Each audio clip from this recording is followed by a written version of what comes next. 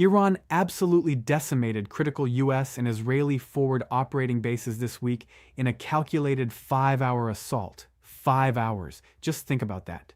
Now understand what this means. Initial reports confirm the strategic destruction of at least 2 AN/TPY-2 radar systems deployed for advanced ballistic missile detection. Each of these units represents over $300 million in cutting-edge sensor technology. That is not just a monetary loss. That is a gaping hole in early warning capability, a suddenly blind eye watching a very dangerous sky. The precision targeting indicates a level of intelligence gathering and operational planning far beyond what many analysts previously credited Iran with. The radar systems took 11 years to develop, and there is no immediate replacement in the supply chain. This is the part no one is saying out loud.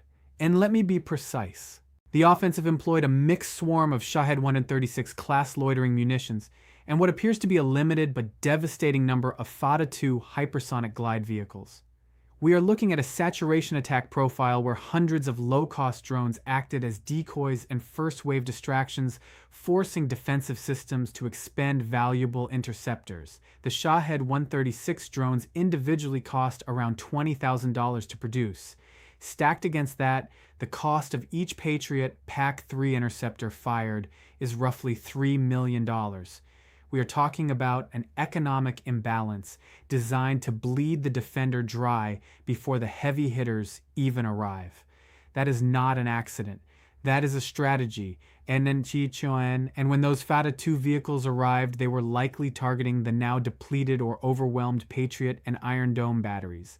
A single Fattah 2 estimated at perhaps $2 million delivered a payload that crippled critical command and control nodes within the targeted bases. Multiple sources indicate the destruction of at least 6 Iron Dome launchers and 2 Patriot system engagement control stations. The ripple effect on regional air defense posture is immediate and severe. What was the true operational cost of this blitz? Quick, before we go further, huge thanks for being here. Your support keeps this running. If you haven't subscribed yet, do it now. Hit like, turn on notifications. It genuinely helps. Now let's get into it. Most people assume the sophisticated air defense umbrella protecting these crucial assets was virtually impenetrable. The reality is that assumption was just shattered, and here is why that gap is the most dangerous thing happening right now. For years, the narrative has been that any Iranian aggression would be met with an overwhelming conventional response. The perceived superiority in air defense was central to that deterrence, but Iran didn't try to go toe-to-toe. They went around. They flooded the zone with cheap, abundant systems, forcing the most expensive and advanced interceptors to engage targets that cost less than a new car. They used electronic warfare suites to blind and confuse. They then exploited those momentary windows of vulnerability with high-speed precision strikes. This isn't about brute force.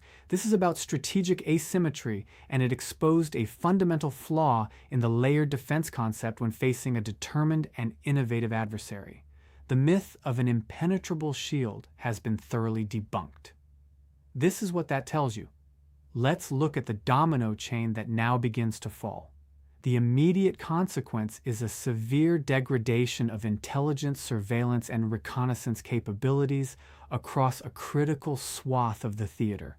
Without those forward sensors, the ability to track Iranian missile launches, monitor ground movements, and gather real-time intelligence is drastically reduced.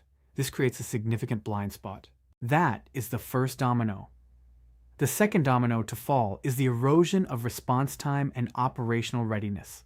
With key bases damaged or rendered inoperable, the projection of power becomes slower, more cumbersome, and significantly riskier. Aircraft must operate from further away, refueling assets are stretched thin, and resupply lines become more vulnerable. This doesn't just impact immediate retaliation, it impacts the entire regional strategy. The third domino is the perceived weakening of alliances and deterrence. If these critical bases can be struck with such apparent impunity in a 5-hour window, what message does that send to other regional partners? It raises urgent questions about the reliability of the security umbrella and could lead to a reevaluation of allegiances and strategic postures across the Gulf states. The psychological impact here is immense. Now watch. Here is what we know right now. We have clear satellite imagery confirming extensive damage to runways, hangars, and communication infrastructure at several forward operating locations. We know Iran has publicly claimed responsibility, touting the operational success of its new missile and drone technologies. We know there has been no immediate public retaliatory strike from either Washington or Jerusalem. The silence from official channels is deafening in its implications. What we don't know, however, is far more unsettling. We don't have verified casualty figures, a critical piece of information that would shape any response.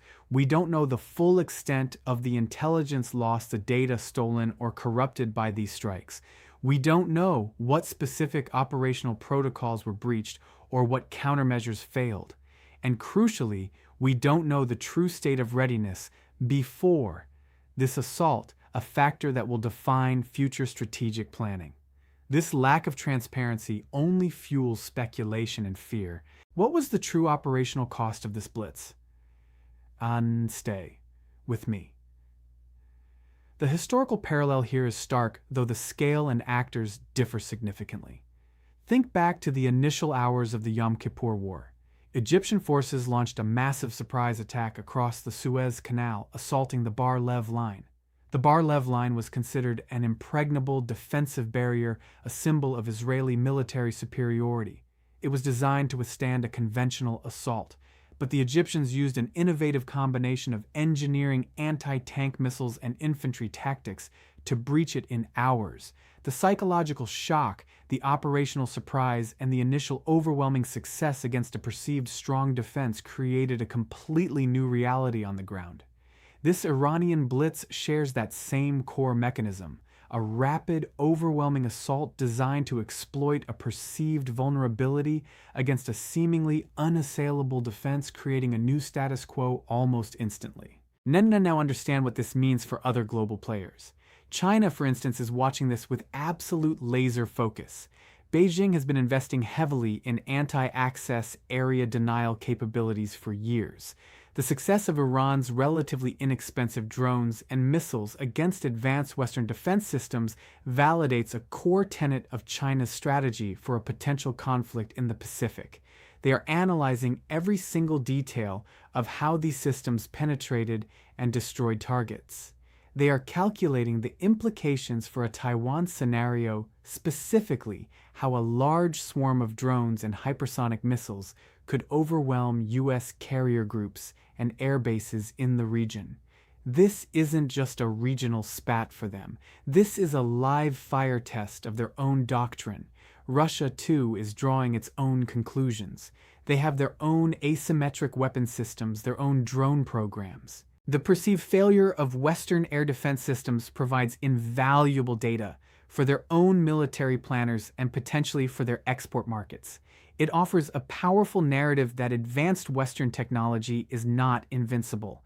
They will be looking to sell similar capabilities to their allies, showcasing how they can level the playing field against technologically superior adversaries. Let me be precise about the cost equation. For Iran to launch hundreds of Shahed 136s at approximately $20,000 each, and perhaps a dozen Fattah 2s at roughly $2 million each, their total expenditure for the entire 5-hour operation was likely in the range of $20 to $50 million. Now compare that to the immediate tangible losses on the US-Israeli side. The two AN/TPY-2 radar systems alone are worth over $600 million. The 6 Iron Dome launchers and 2 Patriot engagement stations represent billions more. And that's before we even consider the cost of damaged aircraft, on the ground infrastructure repair, medical costs, and the staggering cost of replacing these high-tech defense assets. We are talking about an asymmetric cost ratio easily exceeding 1 to 100, perhaps even 1 to 200. This math is unsustainable over time. It means for every dollar the defender spends to counter the threat, the attacker spends pennies to create it. This grinding economic reality makes traditional defense models increasingly untenable. This leads us to exactly 2 paths forward. Path 1 is escalation. In this scenario, Washington and Jerusalem decide that such an unprovoked and successful attack cannot stand. They respond with overwhelming force, targeting Iran's missile and drone production facilities, its command and control centers, and potentially its nuclear infrastructure. The morning after would see oil prices soaring to unprecedented levels. Global shipping lanes would become active war zones. Regional alliances would fracture under the immense pressure of direct conflict. The Iranian government would rally its population against a foreign aggressor, tightening its grip on power. The American president would face a joint session of Congress demanding swift and decisive action, justifying a regional war that no one truly wants. Path 2 is strategic retrenchment. Here, Washington and Jerusalem absorb the blow. They publicly condemn the attacks. They initiate a massive diplomatic push to de-escalate tensions and secure international condemnation of Iran. Simultaneously, behind the scenes, they begin a rapid re-evaluation of their entire regional defense posture. They rebuild damaged assets, but with new tactics and new technologies. The morning after would see an immediate dip in confidence among U.S. allies in the region. Iran would consolidate its gains, presenting itself as a regional power capable of challenging the established order. The American president would address the nation, emphasizing resilience and strategic patience, facing tough questions about deterrence failures. Oil prices would remain elevated due to uncertainty, but not explode into full crisis. This is the part no one is saying out loud. The question that hangs over all of it is whether the U.S. and its allies can truly afford the operational cost of another full-scale conflict in the Middle East, especially one initiated by a demonstration of asymmetric warfare. What was the true operational cost of this blitz? The immediate financial toll is immense, but the deeper cost lies in the strategic confidence that has been shattered.